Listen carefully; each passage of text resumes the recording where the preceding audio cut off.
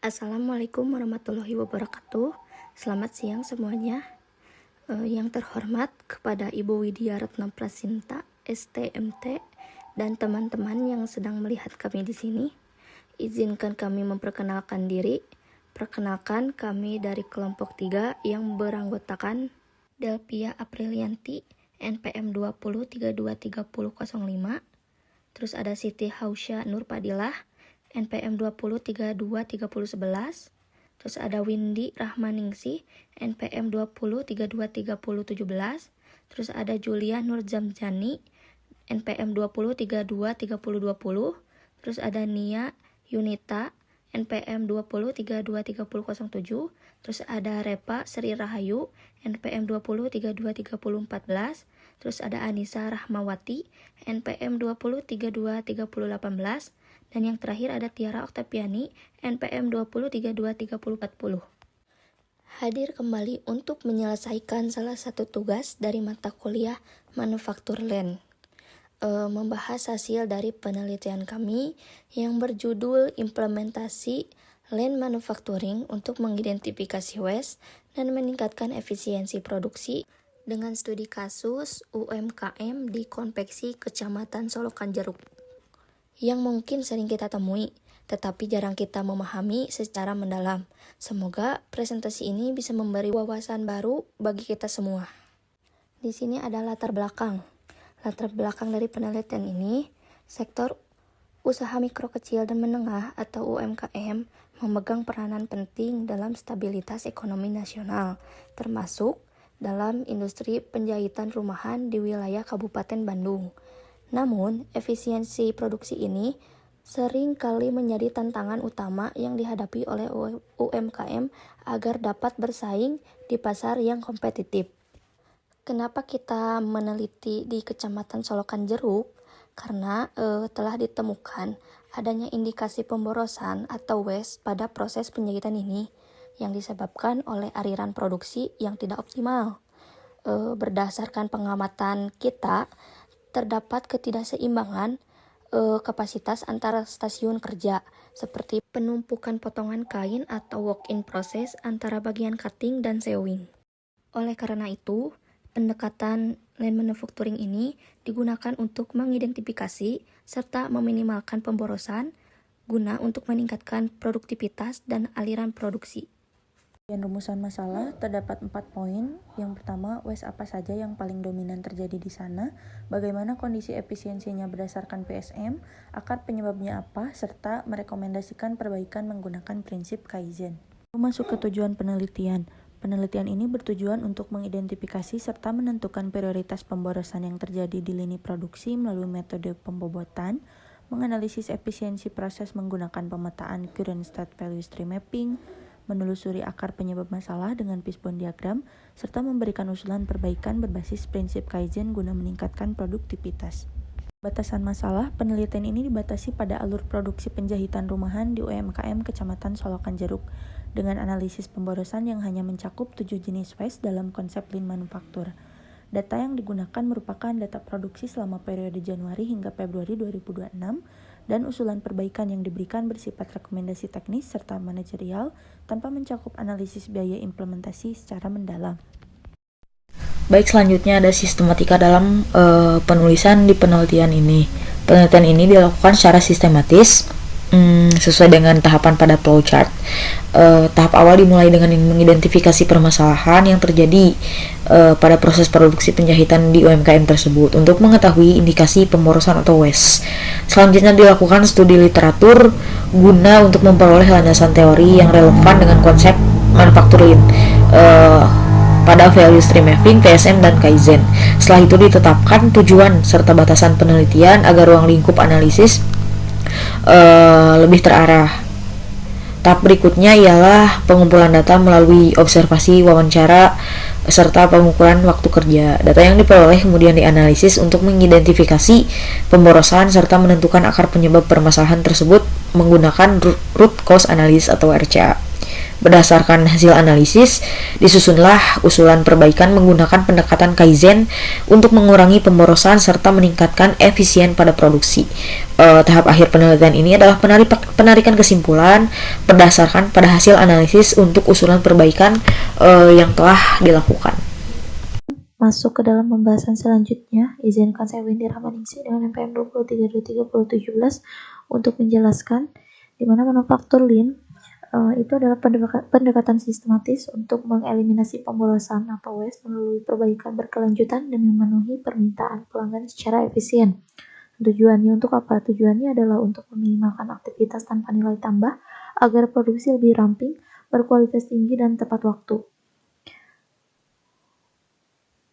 Kemudian untuk pemborosan atau waste sendiri itu apa? Dimana waste-nya itu adalah segala bentuk aktivitas yang menyerap sumber daya, seperti waktu, tenaga, dan biaya, namun tidak menciptakan nilai tambah bagi konsumen.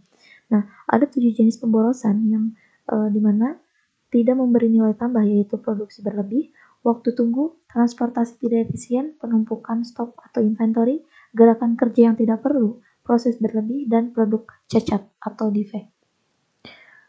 Kemudian untuk selanjutnya, produktivitas bukan sekadar bekerja lebih keras, melainkan memperbaiki metode kerja agar lebih efektif. Untuk mengukurnya, kita menggunakan time study atau pengukuran waktu kerja dengan metode jam henti untuk menetapkan waktu standar penyelesaian suatu pekerjaan. Nah, yang di situ sangat sesuai untuk pekerjaan dengan siklus pendek dan berulang seperti menjahit komponen pakaian. Kemudian untuk selanjutnya, di mana waktu baku dan metode pengukurannya. Waktu baku adalah waktu yang dibutuhkan oleh operator normal untuk menyelesaikan pekerjaan, yang dimana perhitungannya dimulai dari mencari waktu siklus, rata-rata pengamatan, waktu normal atau setelah faktor penyesuaian, kemudian hingga waktu baku setelah ditambah kelonggaran. Kemudian untuk penentuan tingkat ketelitian dan tingkat keyakinan, di sini untuk memastikan data, waktu yang dikumpulkan valid dilakukan 2 pengujian. Yang pertama, uji kecukupan data untuk memastikan jumlah sampel sudah cukup secara statistik. Kemudian yang kedua, uji keseragaman data, memastikan variabilitas data stabil dalam batas kontrol yang wajar. Kemudian, alat analisis Lean yang dimana itu ada VSM, Fishbone, Kaizen, dan RCA. Kita menggunakan berbagai alat analisis. Yang pertama, value stream mapping untuk memetakan aliran material. Kemudian yang kedua, fishbone diagram untuk mencari penyebab masalah, yang dimana terdapat unsur 5M, yaitu man, machine, material, method, dan improvement. Kemudian untuk Kaizen sendiri ini adalah filosofi manajemen dari Jepang yang bermakna perbaikan berkelanjutan atau continuous improvement. Nah, Kaizen sering diwujudkan melalui penerapan budaya 5S, Seiri, Seiton, Seiso, Shiketsu, dan Shitsuke. Kemudian untuk RCA itu menggunakan 5 whys, yang dimana untuk menentukan akar permasalahannya. Kemudian untuk selanjutnya ada klasifikasi aktivitas, yang dimana aktivitas kerja dikelompokkan menjadi 3. Yang pertama, value added, dimana kegiatan utama yang bernilai bagi pelanggan. Kemudian yang kedua, non-value added, kemudian pemborosan murni yang harus segera dieliminasi. Kemudian yang ketiga ada necessary non-value added, yang dimana tidak bernilai tambah tapi masih diperlukan karena keterbatasan teknik atau teknis. Jadi di bab ini saya berfokus ke tahap pengumpulan data. Semua data yang kelompok kami gunakan untuk analisis Lean manufaktur diambil langsung dari UMKM penjahitan di Kecamatan Selokan Jeruk. Nah, data ini juga nantinya digunakan menjadi dasar untuk mengetahui di mana pemborosan terjadi dalam proses produksi yang ada di UMKM tersebut. Slide selanjutnya yaitu profil dan sistem produksi. Nah, UMKM ini itu bergerak di bidang konveksi dengan sistem produksinya itu made to order. Artinya, produksi dilakukan setelah ada pesanan. Alur produksinya itu menggunakan line flow, jadi proses berjalan berurutan dari mulai tahap cutting sampai dengan packing. Namun, sistem yang digunakan masih menggunakan push system. di mana setiap proses itu bekerja tanpa melihat kesiapan proses berikutnya. Misalkan di dalam proses cutting itu tidak melihat apakah proses selanjutnya itu sudah siap atau tidak. Sehingga kondisi ini berpotensi menimbulkan penumpukan barang setengah jadi dan juga tentunya menimbulkan waktu menunggu atau waiting time. Nah, untuk slide selanjutnya yaitu tahapan proses produksi. Proses produksi baju di UMKM ini terdiri dari 4 tahapan utama, yaitu yang pertama ada proses cutting, yang kedua sewing, yang ketiga obras, dan yang terakhir ada quality control atau QC dan packing. Nah, proses ini itu berjalan secara berurutan dan saling bergantung satu sama lain. Jadi, ketika satu proses mengalami keterlambatan, maka proses setelahnya juga ikut terdampak. Nah, di slide selanjutnya yaitu ada produk sampel dan juga flowchart. Dalam penelitian kami kali ini, produk yang dijadikan sampel adalah baju atasan standar. Nah, alasan kelompok kami memilih produk ini, yang pertama karena produk ini itu memiliki volume produksi yang paling tinggi, sehingga pemborosan lebih mudah diamati, atau waste itu mudah teridentifikasi. Nah, di bagian sini itu ada flowchart. Ini tuh menunjukkan alur proses produksi secara detail, mulai dari bahan datang sampai produk selesai. Nah, flowchart ini juga digunakan sebagai dasar untuk pemetaan value stream mapping atau VSM yang akan dibuat di tahap selanjutnya. Nah, untuk slide selanjutnya yaitu current stage value stream mapping. Nah, value stream mapping current state ini digunakan untuk memetakan kondisi aktual proses produksi atau kondisi saat ini yang ada di UMKM. Di sini terlihat ada aliran material, ada aliran informasi, ada juga serta waktu proses dan juga waktu tunggu di setiap stasiun kerjanya. Nah, dari pemetaan ini tuh kita bisa mengidentifikasi aktivitas yang bernilai tambah atau value added dan juga yang tidak bernilai tambah atau non-value added, serta mengetahui di mana pemborosan paling banyak terjadi atau identifikasi waste dan juga menentukan titik bottleneck. Distribusi tenaga kerja dan waktu kerja. Pada bagian ini, kita akan melihat alokasi sumber daya manusia dan waktu kerja efektif. Saat ini perusahaan menerapkan waktu kerja efektif selama 8 jam per hari. Distribusi operator dibagi ke dalam 4 stasiun kerja. Pertama yaitu cutting, yaitu 1 operator. Kedua sewing, yaitu 3 operator. Ketiga obras, yaitu 1 operator, dan QC dan packing, yaitu 1 operator. Dari pembagian ini terlihat bahwa bagian sewing memiliki beban kerja yang paling tinggi dibandingkan stasiun lainnya. Selanjutnya aktivitas produksi dan PCE, yaitu rekapitulasi waktu siklus atau cycle time untuk aktivitas value added atau FA. Total waktu FA yang dibutuhkan adalah 23,46 menit dengan durasi terlama berada pada proses jahit badan sebesar 6,07 menit. Namun data menunjukkan adanya waiting time atau waktu tunggu selama 8 menit.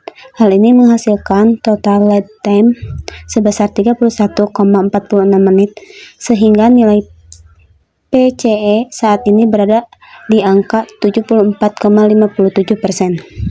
Selanjutnya juga ada pembobotan waste. Pembobotan dan identifikasi waste dominan. Untuk menentukan prioritas perbaikan, kami melakukan pembobotan terhadap jenis-jenis pemborosan atau waste menggunakan metode Borda. Berdasarkan frekuensi pemberian rating, terdapat 2 jenis waste yang paling dominan dengan bobot masing-masing sebesar 17,86%. Kedua pemborosan tersebut adalah waiting, delay, dan anticipation. Inilah yang menjadi dasar bagi kami untuk melakukan analisis akar masalah lebih dalam.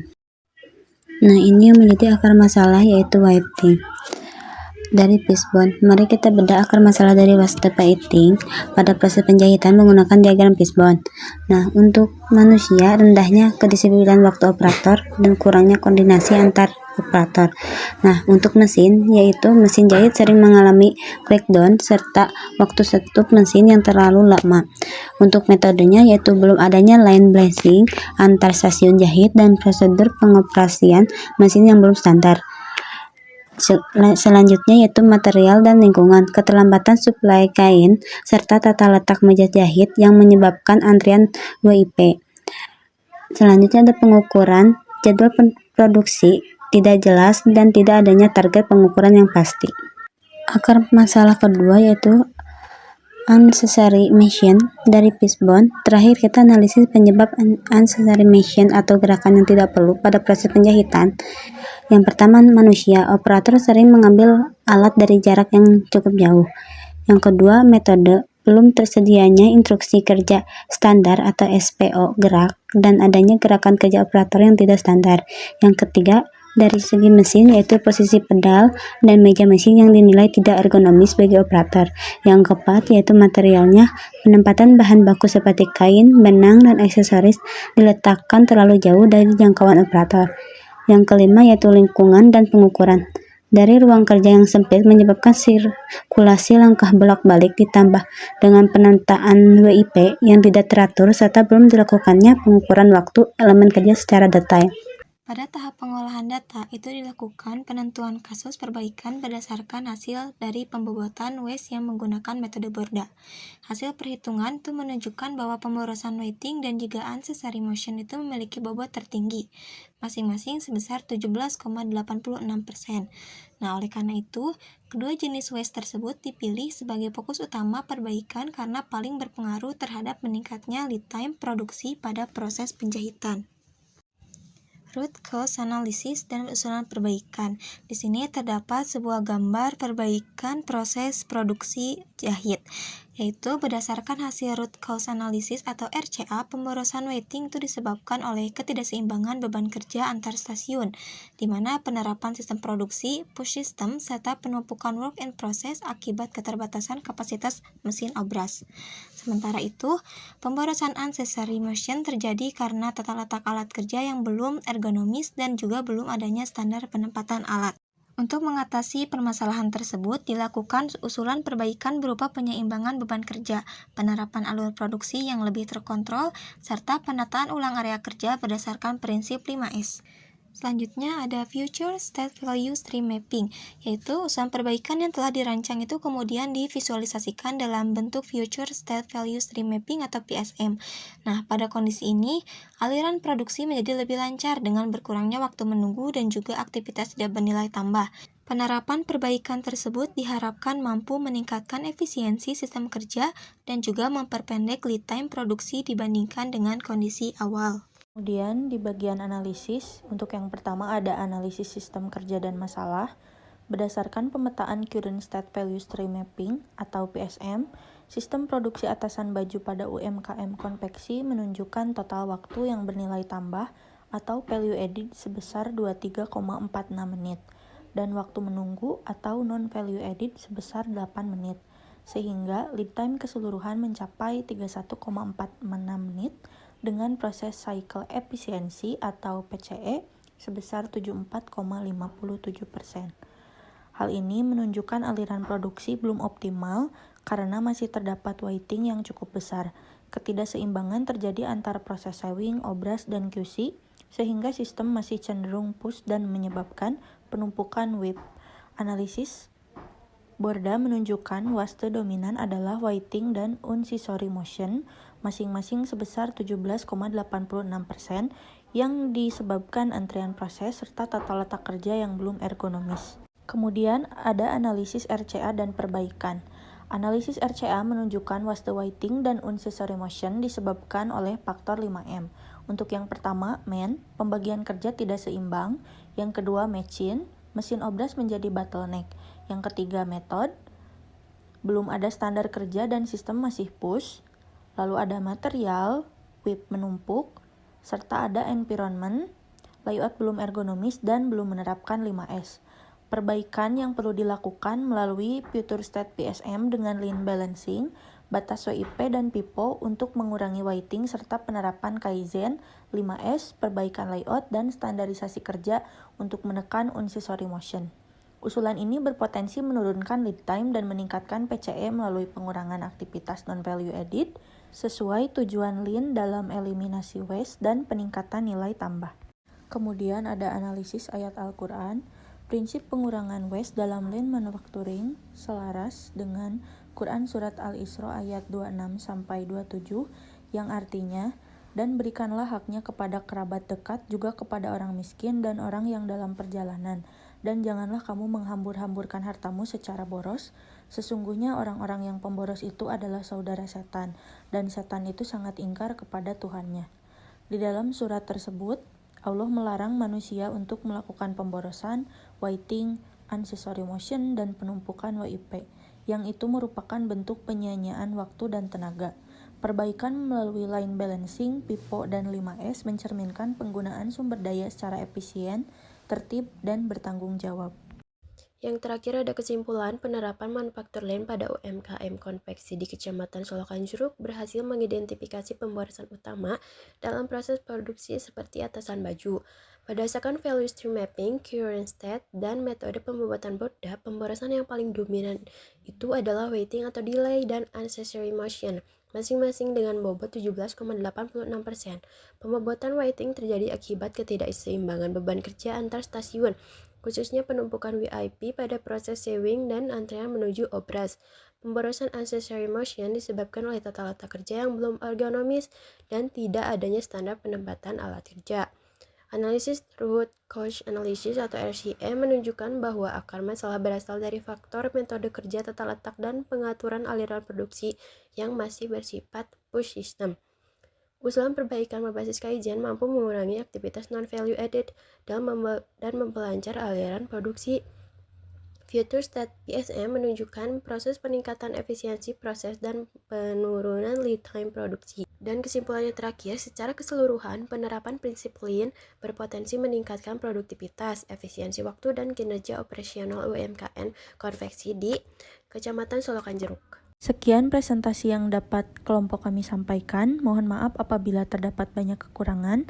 Akhir kata kami ucapkan terima kasih dan wassalamualaikum warahmatullahi wabarakatuh.